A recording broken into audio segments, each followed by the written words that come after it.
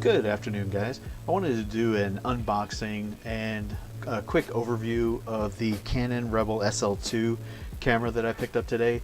I wanted to up my camera game, so I picked this guy up today and I wanted to do an unboxing, kind of go over a quick specs, give you my reasons for doing this. Without further ado, let's go ahead and get started. So I picked it up today. They're listed at Best Buy for $6.99. I had a coupon, so I got it for less. That compares, it's about $200 less than the T7i, and the T6i is on sale right now for $750. It comes with the kit lens as well. I went with the SL2 because of the faster video rates that you get. This will do 60p, whereas the 6i will only do 30p. It's also lighter, and well, we'll get into that. Let's go ahead and do the unboxing. So here you go.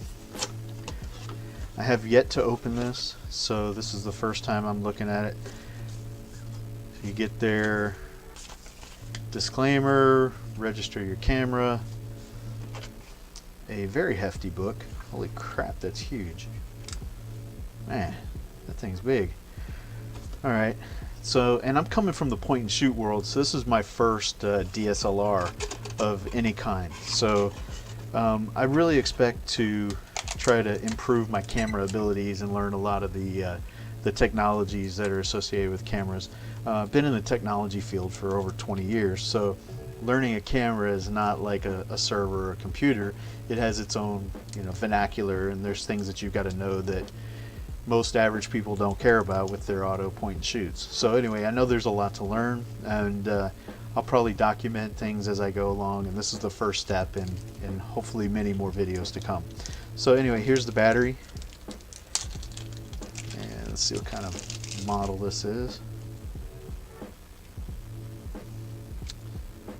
This is a battery pack LPE17. It's a 1040 milliamp hour lithium ion battery. So we'll set that to the side. What else do we have here? So this is probably going to be the camera, bubble wrapped. Okay. So it looks good. I'm impressed. I like it. It's really light. That was one of the things I noticed when I was handling it in the store. Is it's a really light camera. So we can go over this real quick. So here's the mic inputs. So there's your microphone input. Looks like a 3.5 and maybe a 2.5. I don't know. I'll have to look that one up on the. I'll annotate that in the comments or in the video here. HDMI out and a USB. Yep, HDMI, and that's a mini USB, not a micro USB. So it's kind of old school, but a little cap. Okay, so we'll set this off to the side, and I'm gonna guess this is the lens. It looks like a lens and it feels like a lens, it's probably a lens.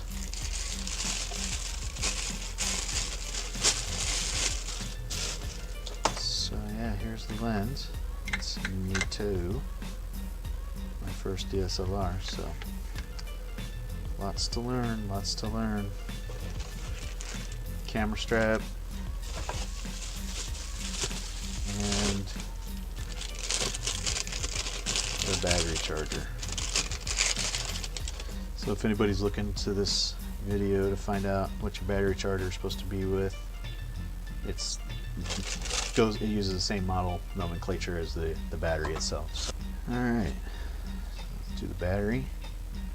Usually there's some residual juice in the battery, so hopefully that's the case here.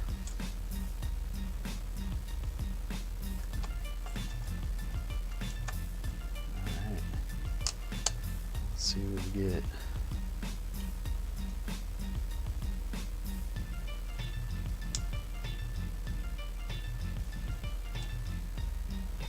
And we get the first time boot up. Okay.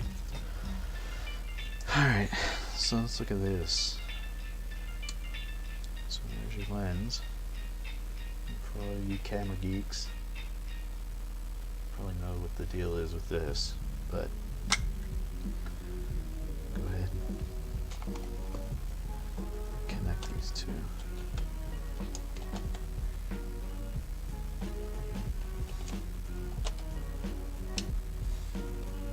Alright, that's in.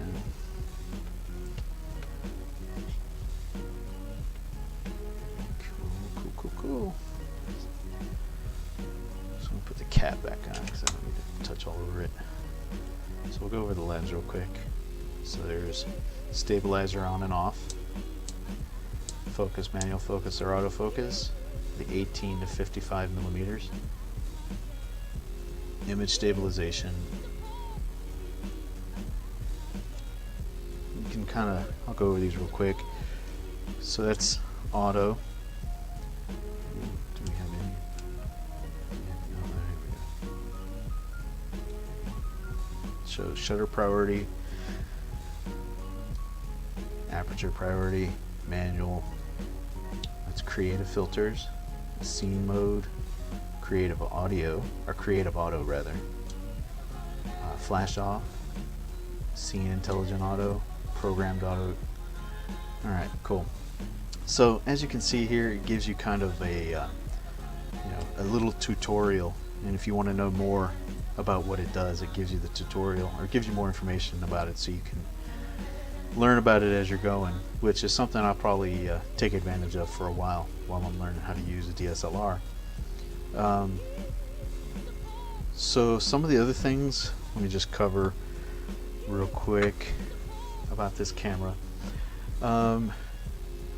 So that coaching mode is really something that I liked. I know there's probably cheaper ways to learn, but I do intend to take advantage of this. So I pulled down 10 specifications off of Canon's website. Anybody can go and look these up, but as a novice with a slightly technical background, I thought this was kind of some of the stuff that somebody getting into photography and buying a DSLR for the first time might want to look for. So these are the specifications for this camera. So it's compatible with all EF lenses, including the EFS lens, but not the EFM lens. It's dual pixel CMOS autofocus, which I don't know what that means specifically, other than you can pick two different spots and it'll focus on those spots for you, so you'll get a better picture. It's 24.2 megapixels. Simultaneous recording is possible using a combination of RAW and JPEG, large and fine. It's got a 9-point autofocus area. It's got normal ISO and expandable to 20 and expandable ISO 100 to 25,600 in the normal mode, and under expanded mode it's up to 51,200. It'll do continuous shooting at 5 frames per second. It's got a file format rather of MPEG-4. It'll do Wi-Fi, Bluetooth 4.1, and NFC. And this is something that I thought was kind of interesting. The operating temperatures of this camera are between 32 and 104 degrees. So if you're planning on taking this out in the middle of the summer, I don't know what the impact is going to be, but if you're in South Central Texas like I am, 104 degrees is pretty much every day for about 6 months out of the year. So anyway, that's something to keep in mind. So I'm going to go ahead and roll in some sample images here.